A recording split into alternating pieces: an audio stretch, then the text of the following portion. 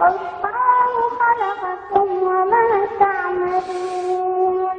قالوا ابنوا له بنيانا فألقوه في الجحيم فأرادوا به كيدا فجعلناهم الأسفلين.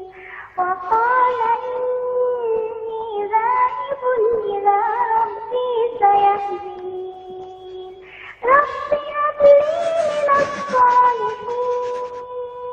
فبشرناه بغلام حليم. فلما بلغ معه السعي قال يا بني إني أرى في المنام أني أذبحك فانظر ماذا ترى. قال يا براء يا براء، والله لقد كاد قلبي أن ينخلع، والله لقد عجز لساني عن الحديث. وقد يتساءل الناس ما الذي يبكيك؟ كلكم تعرفون قصة هذه البراءة. أسأل الله أن يكتب لها الشفاء،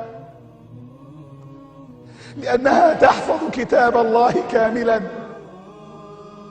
أسأل الله أن يشفيها. وقد دخلت معنا على البرنامج، والله يعلم والله يشهد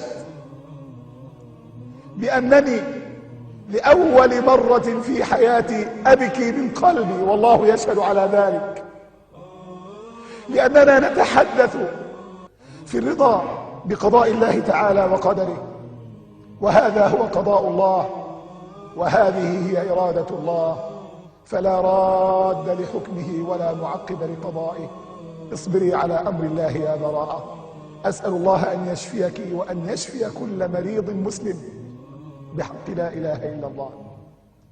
هذه براءة يا أحبائي، طفلة صغيرة مثلكم تحفظ كتاب الله تبارك وتعالى كاملا، وقد ابتلاها الله تبارك وتعالى بمرض.